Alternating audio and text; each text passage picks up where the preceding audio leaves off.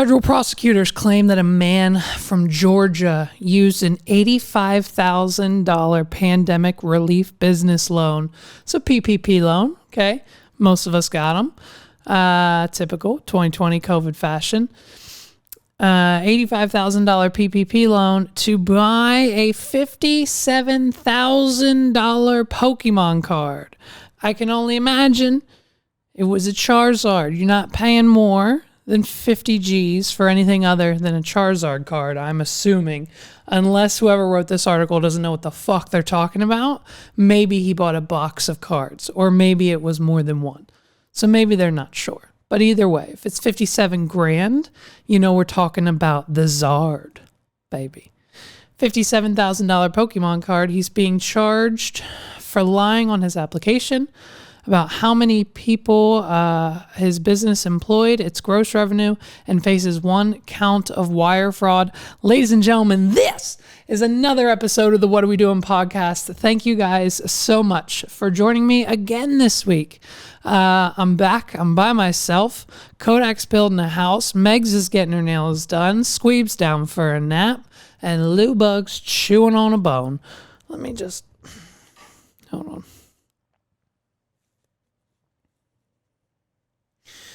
What's going on in the world, dude? So here is the thing. We got new movie trailers, baby. And guess what? I'm not talking Spider-Man. We will talk about that Spider-Man trailer and everything coming from the Marvel Cinematic Universe as soon as I get Justin back here. I feel like that is not timeless news, if I'm saying that correctly. So I think we can wait just a little bit on that because I need his reaction. I need his opinions. I need him to break things down for me. I need him to react to some things. So we are not talking Spider-Man until I have him here. So I'm bringing you the number 2 trailer. The number 2 trailer after Spider-Man. After Spider-Man on the list, number 2 is this. And it's called Dog, featuring Channing Tatum. Hey! No! You're just a demon. You're just a demon! It's expired, sir.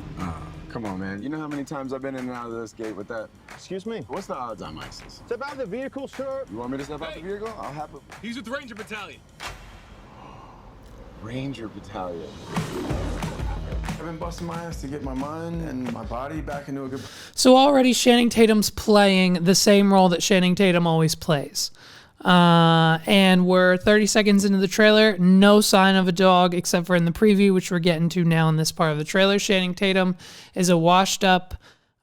He's got some things going on. He's in some form of the military and he's trying to get back in. And it's, of course, what you can expect from a Channing Tatum movie about a dog.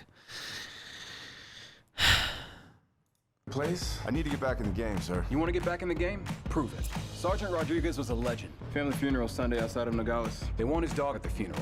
You do this, and you're back in the game. She won't work with anyone. 1 minute she's good, the next minute she's sending 3 guys to the ER. What's up, dog? And you're gonna go on a little road trip. Easy. What are y'all so scared of? Smell it out big time. What is your deal, man? Maybe just take the crazy down 1 notch. All right, I'm going to spoil the rest of the trailer for you because I know exactly what happens. Channing Tatum gets the dog. He has to take the dog to the funeral of the dog's previous owner who died in his military duties. Rest in peace. So now the dog is a terror. He breaks out of his cage. He's eating the dude's car. He's running away. He won't eat. He does all these behavioral issues. So no one knows how to control the dog. That's why they're giving the job to Channing Tatum. Bullshit job. So he can get back into his regiment, his group, his job, or whatever he does with the military there. So his job is to get this dog across the country to his owner's funeral. They want the dog at the funeral for whatever reason. Doesn't matter. And something tells me they're going to discover something, right? Something is going to get discovered, okay, about the dog or Channing's character or the dog's previous owner. Someone will discover something. And then They'll start bonding. The dog will behave better. She'll start doing things she's supposed to do as a dog. They'll meet the guy's family. He'll learn more about the family and the dog and everything. And then guess what? The end of the movie, the family takes the dog away. The dog runs back to Channing Tatum's character, and they live happily ever after. And that's what happens. And listen, don't get me wrong. I love dogs. Okay, who doesn't love dogs? I'm not a cat person. Megs can't get a cat until we have a basement. Until we have a basement is where the litter box will go. That's why I don't like cats. Dogs do all their stuff outside. Cats do it inside. I don't like it. I'm not a cat guy. I like dogs, and we have a dog. His name's Loomis. Loomis Maximus. It's a Harry Potter spell for light. He's gangster like that. He also identifies as an incel. So there's that fact about him. Loomy's downstairs because he can't handle the studio. But I like dogs. Okay? Also, you know what I like dogs. You know what I fucking don't like? I don't like the bumper stickers, dude. And you know, you've seen 20 of them. You probably own one yourself. If you're listening to this and you already know what I'm talking about, you probably own one yourself. If you have a bumper sticker that has the label, who rescued who, you know what I mean? Because like you got a rescue dog, who rescued you, they rescued you, or you rescued them because you love each other and they saved you. Get a new car and don't buy that bumper sticker anymore. Hot take number 1. And listen, Channing Tatum do nothing against the Tatum, okay? We like him. We like him in the movies. He's romantic. He's hot. He's sexy. He can do it all. He's an action star. But listen, cash grab, homie. This shit took him like a month, 2 months to film, probably over COVID when he wasn't doing anything anyways. And blatant. Like, it's just terrible. It's going to be the same. It's going to be the same dog movie that they make every single year. Like, when can we stop making dog movies? When? Every year. Listen, watch this. Ready? Boom. Pff, Daddy did homework. Every year, there's a new dog movie. Okay? Here we go. 2021, 2022, we have Dog. It's literally just called Dog. The marketing for this movie is going to be terrible. How do you Google it? You just search for dog movie. Everything's going to come up. No one's going to find it. Already a fail. Sorry. It's how the internet works. 2020. Guess what we got, baby? Call of the Wild.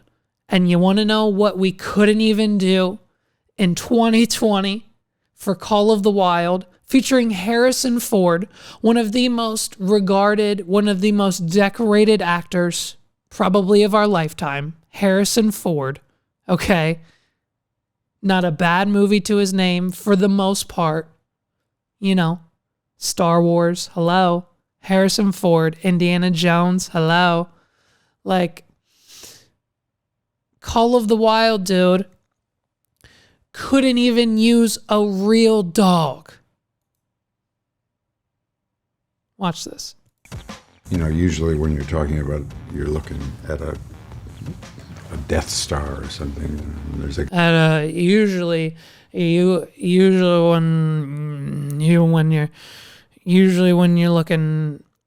when you're looking at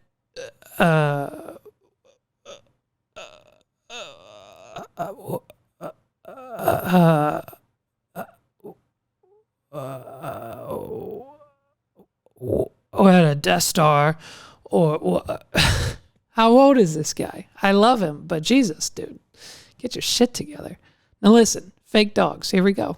There's a guy with a pole with an X on it that's walking across the green screen. This is an intimate relationship with somebody that's not there. But we had Terry Notary, who is a very talented actor and a Cirque du Soleil gymnast. And he could replicate the movement and behaviors of a dog. And that kept everyone in the scene's eye lines focused in the same place. And then he was replaced by the computer-generated dog. Really, the soulfulness that we see in Buck's eyes when we watch the film, that's Terry Notary. Go ahead, see Terry. him in your peripheral there he vision, is. Look at him walking around. You think there's a... Okay, first of all, the CGI on the fake dog is the most god-awful thing that I've seen. The Rock as the Scorpion King in The Mummy 2, I think. Or The Rock as the Scorpion King in the Brendan Fraser Mummy movie looks better CGI because it's decorated as probably one of the most worst CGI jobs ever. That looks better than this fucking dog. And then, not to mention, we have a human as the dog actor. And because this human was there, it was so much easier for the people of this movie to really focus and grasp the soul and really embrace the character of Buck, the dog, and how they just really were able to capture him and bring him to life. This is what we're doing now. That was 2020. Like I said, we're not done yet, baby. We've had a dog movie every year. And guess what? They're the same every year. That was 2020. 2019, we're rolling right in with A Dog's Journey. And guess what that movie's about? It's a sequel, actually. And we'll get to the one before it here coming up in the further years. This one's a sequel, and it's a movie about a dog dying and being reincarnated into another dog until he finds the perfect man human, the most perfect human for him. Then that is his journey. The dog lives, dies, comes back as another dog, and that's his journey until he finds his perfect human. Okay, now if you thought that was crazy, wait till you hear about 2018's Dog Days. This movie description is a motherfucking doozy. Here we go. I'm going to read it for you, word for word. Why wouldn't I? Because it's a podcast. Here we go. 2018, we have the movie Dog Days. Elizabeth is a charming anchorwoman who seeks advice from her dog's therapist. Let's stop there. Elizabeth is a charming anchorwoman. That's okay. That's okay. Women can do the news. Let them do the news. Elizabeth, go ahead. Do the news, Elizabeth. Please. Please do the news. But what I don't need you to do, Elizabeth, is seek advice from your dog's therapist. Why does your dog have a therapist, Elizabeth? And why would you go to your dog's therapist for your own mental health, Elizabeth? These are the questions. Sentence number 2. Tara is a spunky barista who dreams of life beyond the coffee shop. Daisy is a dog walker who's dating a client, and Garrett pines for a woman while trying to keep his adopted dog business afloat. Obviously, everyone's life is in shambles. Based on that description. Everyone's life is in shambles. We've got, Garrett over here trying to keep his business afloat, failing every day, burning cash, probably millions of dollars a day that he's burning through on his adopted dog business. We got Daisy the dog walker, and we got Tara the spunky barista. It doesn't get much better than that. And so then to close out the description of the movie, now that we've met all of the wonderful, lovely people who are in it, the beloved canines in their lives, Jesus Christ. The beloved canines in their lives soon start to influence their careers, friendships, and romantic relationships in funny and unexpected ways. Throw up. Don't make it. Shut it down. No more production. Stop. That was 2018. 2017, we get the first movie to The Dog's Journey that I mentioned from 2019. We get A Dog's Purpose. And A Dog's Purpose is literally the same movie as A Dog's Journey. The dog dies, he comes back, he dies, he comes back, he finds the perfect human that he's always been with this entire time, helping kids and families along the way. And that's his purpose. And then 2016, the year after that, we have Max, who again, The dog's owner died in Afghanistan, probably the same guy from the dog movie with Channing Tatum that kicked off this whole damn thing. And then the dog loves the younger brother of the guy. Listen, it's just the same ridiculous shit. It's the same shit. And that's why the movie industry, movies are failing. But MoviePass is coming back. That's fun. MoviePass is coming back. But these are the movies that we're making.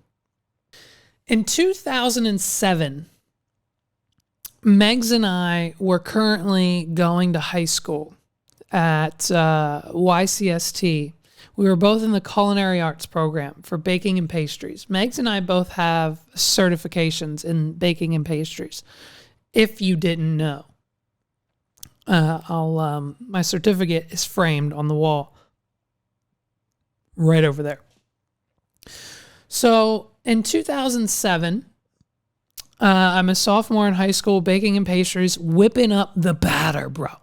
Okay? Daddy's in there making sheet trays of Rice Krispies.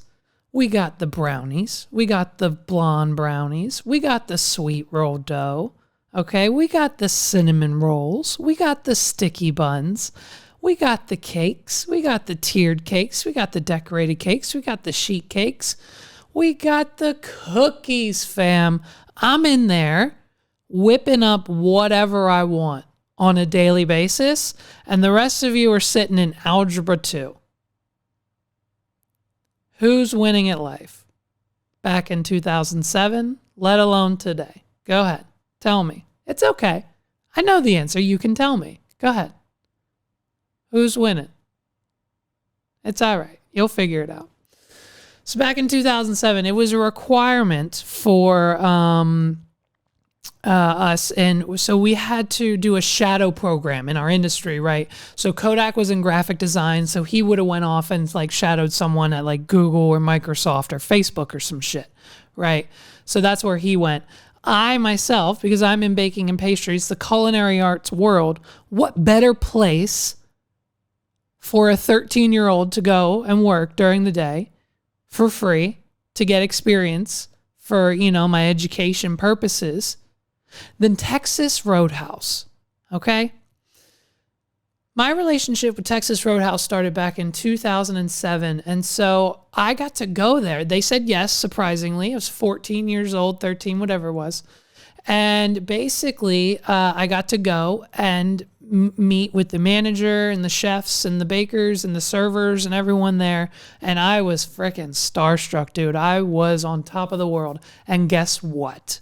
It was new menu day. So not only did I learn exactly how they make like the cactus blossoms and the rolls and the butter and all that shit, I got to taste all the new stuff on the menu before anyone else. 14-year-old Levi got to try all the new shit that you're still eating today at Texas Roadhouse before anyone else. Check number 2 in 2007. Who was winning in life? You or me? You'll figure it out. So yeah, you can basically expect my own franchise of Texas Roadhouse to come probably soon. We're going to get started on that after the venue's out. So Megs and I, embarrassing enough, for the last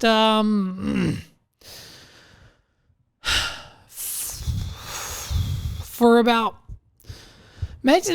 the last 15 days have eaten Texas Roadhouse about 13 times in the last 15 days. We've eaten 13 Texas Roadhouses for the last 15 days. And basically we're trying to outdo Papa John's. We're trying to outdo Papa John's because everyone knows that I've had over 40 pizzas in the last 30 days. So last year, Papa John's came out and said he had over 40 pizzas in the last 30 days. Now, update to that story and how he is now officially beating Megs and I at our Texas Roadhouse game. Papa John's hasn't stopped, baby. Papa John's hasn't stopped. You thought this was crazy? I've had over 40 pizzas in the last 30 days. You thought this was disgusting? I've had over 40 pizzas in the last 30 days. You thought this? I've had over 40 pizzas in the last 30 days. Papa John's founder John Shatner says he's had 800 pizzas in the last 18 months. He's determined to prove that the quality has deteriorated since his departure from the company. Shatner's quest to find fault with Papa John's, which he documented in his videos and his personal TikTok account, has been going on for the last 18 months. In November of 2019, he declared in an interview that he's had 40 pizzas in over 30 days as some form of evidence gathering exercise. Some were burnt, he says, some were undercooked. Shatner basically didn't stop. He's been going for the last 18 months. He says he's had over 800 pizzas in 18 months. And ladies and gentlemen, I'm going to do that math for you. That is 44 pizzas a month on average, 30 days in a month. That's 1.5 pizzas a day. Homeboy's ordering and consuming, maybe not even, I don't know if he's consuming at all, but he doesn't look great. He doesn't look great. But, listen, man, 800 pizzas in 18 months, he's blowing through his Papa John's stock options is what the fuck he's doing. So anyways, Megs and I had Texas Roadhouse for the last 15 days. I'm not kidding. This is not a bit. This is not a joke. I can show you my bank statements. If you do not believe me, we have gone to Texas Roadhouse just about every night for dinner for like the last week and a half to 2 weeks. We're trying to outdo Papa John, baby. So what do we get? Megs is hooked on these steak salads, dude. She's hooked on them. She's been hooked on these salads. So, I mean, listen, we're eating a little healthy out here, okay? It could be a pizza every night for 18 days, but we're eating salads out here. So this is Meg's order because I have it memorized because I've ordered it for the last 2 weeks. It's a steak filet salad. She likes it done medium. She does not want the blue cheese dressing that comes with it. She wants extra Italian and extra honey mustard. To be more specific, 2 big cups of Italian dressing, 1 big cup of honey mustard dressing. No tomatoes on that salad whatsoever. Extra egg, meaning 2 big cups of extra egg. Enough egg for literally everyone. Bacon bits. Blue cheese crumbles on the side, diced tomatoes, not those sliced shits. She wants the diced tomatoes, okay? And then, of course, with her meal, she needs extra rolls and butter. And basically, that's what Megs is eating for the last 15 days. It's not embarrassing, I know, a little bit. Now, Daddy never gets the same thing twice, okay? Daddy never gets the same thing twice. Can you imagine if I ate the same thing 14 days in a row? I'd lose it. I'd lose my fucking mind. I don't know how Megs is still going.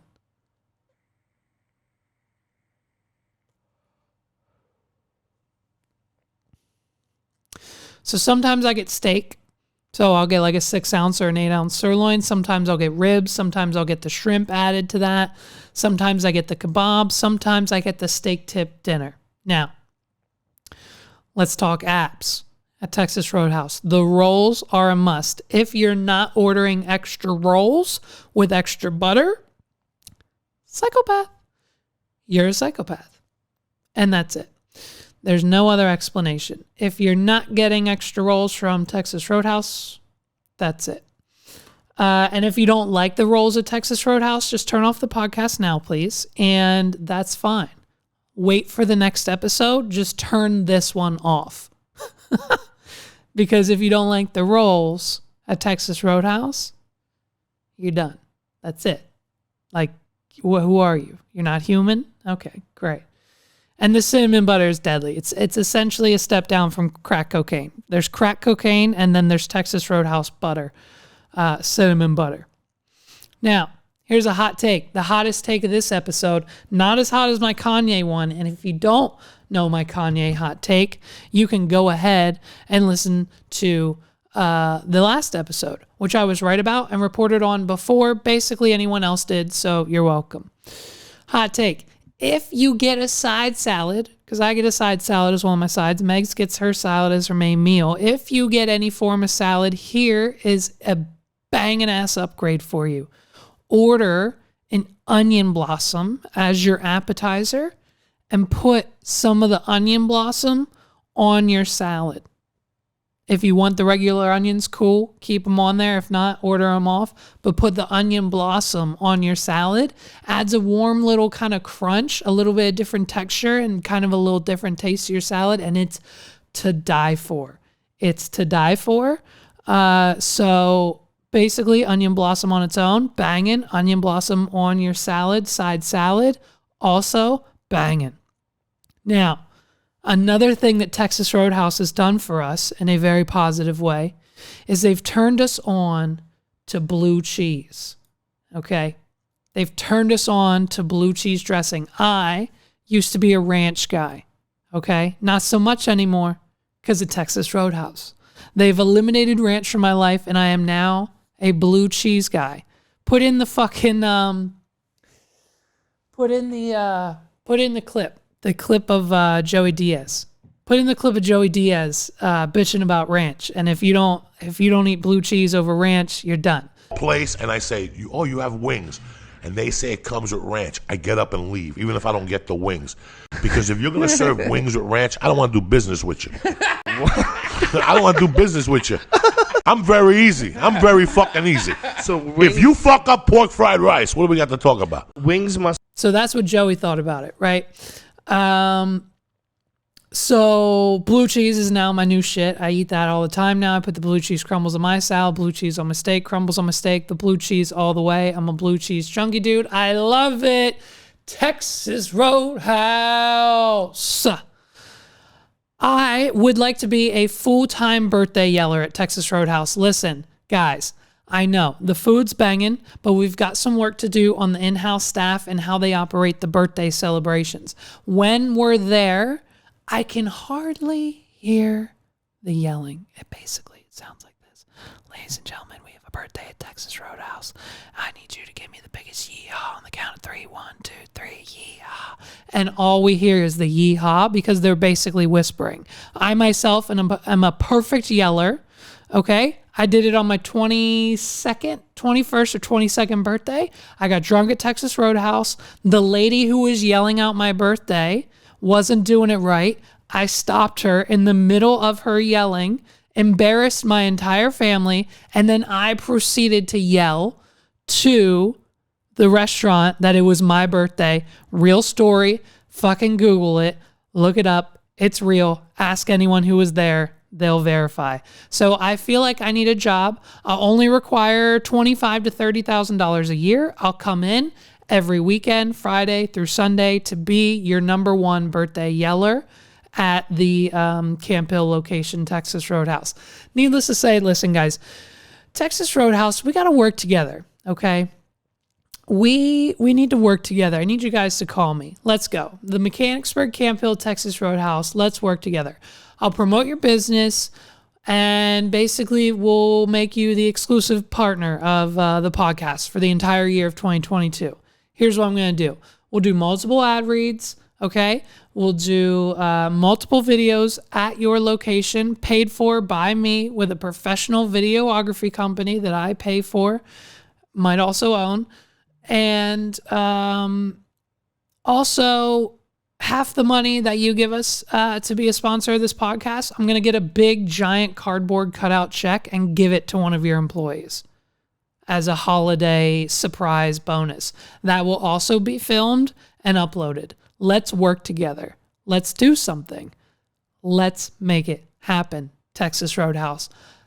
14 visits in 15 days, dude. Oh, shit. Bitcoin's down by 5.29%. Wonderful.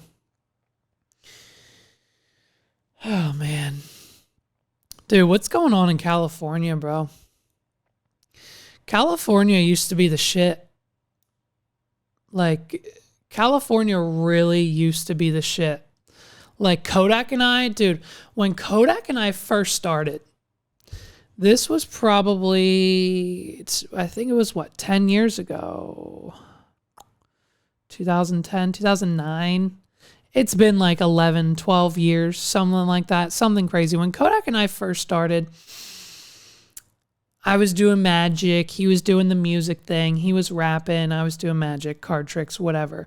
Our dream was California, dude. We thought we were going to just go to York County and do our magic and music thing, and then bam, we're going to fly out to California and go get famous. Like, I'm talking, get Kodak a record deal, get me a magic TV show special right after Chris Angel. You know what I mean? Some like Harry Houdini, like famous rapper type shit. And like, obviously, much like everyone else on this planet, that dream pretty much withered away quickly because we realized how small we actually were. Kodak's 500 streams on SoundCloud and my 37 views on a card trick, like, you know, doesn't really translate to California numbers, if you know what I'm saying. So, you know, that dream quickly kind of faded. Now, dude, don't get me wrong. And we talk about this. Oh, we talk about this all the time. If Kodak and I were still doing what we were doing, like our Sparks Kodak shit, like Sparks, I got us, Kodak, you know that, like doing magic at the mall. Like if we were doing what we were doing in 2014, filming magic videos, like going to Starbucks, like I went viral because I did magic at Starbucks. Like we did magic at Penn State College for Fox 43 News. They took us to New York. We got paid to go to Virginia. We traveled all up and down the East Coast. We did America's Got Talent twice. We drove to New York to do America's Got Talent twice. Like we had music videos popping off. Justin was doing collabs with other rappers and producers on SoundCloud. We got him on Spotify. We had Tyler in there doing music. Listen, if we did all of that today, the very, very, very beginning first rough draft of Sparks Entertainment, we'd all be fucking famous as shit. We'd all be viral every other day. If I was doing what I was doing with magic and what Justin was doing with music on TikTok and Instagram, dude, if TikTok and Instagram existed, boy, shit, we go viral. Fucking Justin Flom gets 10 million views for doing fake shit every fucking day. I would have done the same thing. It's insane. It's insane. But like now California, man, it's just California has like this just laundry list of problems constantly. Like earthquakes, tectonic issues, you know what I mean? Political issues, mismanagement of the state, income taxes, property taxes, costs of living, diseases coming back like COVID and pox and swine flu, all that shit. They got a bunch of dirt. There's dirt over there. It's real dirty. Lack of freedom, racial tension, the police force, the civil unrest, homelessness. The homelessness is fucking disgusting and taking over the state. They got fires over there. How many like huge California fires just knocked out homes and residents and just everything? Economic collapse. That's where all of our shit is. In the fucking docks of California, and because of whatever 1099 freelance worker truck driver law that they have over there, we can't get our shit from the ships onto the docks. And it's like, hey, California, what are we doing? Like, those are just a few issues they're having, you know, just to name a few. And it's like, who's even in California anymore? Rogan's out. You know? All his friends out. All of them. Mainly Elon gone. Tesla getting the fuck out of there. Okay? Like, hey, everyone's out of California, dude. There's only two types of people left, okay? There's the kids fresh off the boat, right? The TikTokers, the 19-year-olds who just ran away, okay? Because look, all they need in this life, okay? All they need is to cook dinner and film TikToks at the Wish House because they can. And then on the weekend, drink White Claw or whatever the fuck Steve will do its fucking seltzer is, or their own seltzer, Josh Richards and Bryce Hall. Like every fucking TikToker has their own seltzer, so that's all they're drinking all weekend. And going to Boa Steakhouse with Tana Mojo. Like, you know, they're all fucking Tana Mojo, going to Boa Steakhouse, drinking White Claws and their own seltzers on Tuesday nights. And that's the new generation. And I don't fit in with those people. I don't fit in with those people. I can't. Like, we can't drink like that anymore. We're 30 now. You know what I'm saying? And when I say we, I mean, you know, us, collectively. That's the new generation. There's those people. And then there's just like the celebrities who won't let go. Right? There's like the washed up celebrities in LA who have just been with us for centuries. Centuries. And they just like can't grasp the fact that it's over, right? Like, that's where the citizens of LA are stuck between. People like me, we're stuck between the TikTokers and the old ass celebrities who are still, for whatever reason, making movies. Like, dude, what the fuck is Angelina Jolie doing in a 2021 Marvel movie? Because you know, like, this Marvel movie is kicking off phase 7 or 8 or 9 or 10 of whatever the fucking Marvel phase movie MCU that we're on. So now she's going to be in the MCU for the next 12 years. Like, why is Angelina Jolie in a Marvel movie? She has 17 children and one of Hollywood's most expensive divorces. Like, why is she not worried about what Brad Pitt's doing? And like, go raise and spend time with your kids. Like, I mean, I guess I get it, right? She wants that Eternals Marvel Studios bag. She wants the money. SpongeBob's backing up to the Jolie house right now with the bag. Because it's Marvel and they're making money. I don't know. Like, that's all California is, essentially, anymore. I don't know. Wayne has good things to say about it, though. So we'll have Wayne. We're going to have Wayne on the podcast, and he's going to come talk to us about California and a whole bunch of other things. But here's also perfect example of the current state of California. Things that you see in LA. Ladies and gentlemen, thank you so much for listening to another episode of the What Are We Doing podcast. All you need to do is go to whatarewedoingpod.com/links. That's where all of our stuff is. Follow us on Twitter at @wad_pod. Subscribe to us on Spotify. Video episodes are now and forever going to be up on Spotify, even though Anchor doesn't support it yet and it's their own system and it doesn't make any sense. That's okay. We love Anchor because this podcast is brought to you by Anchor. Go to anchor.fm today to host or start your podcast. If you want to be cool like me and start your own podcast, because you definitely should, do that with Anchor. It's the easiest platform. It's who we host through and who we will continue to host through. They also make it very easy to get your podcast on Spotify, Apple Music, and all of the other major streaming platforms.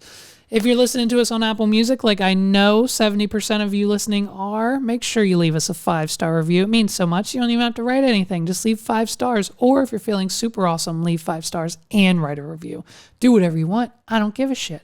Thank you guys so much for listening. Subscribe to our YouTube channel. My name's Levi. I'll see you guys next time. It's another episode of the What Are We Doing podcast. Peace.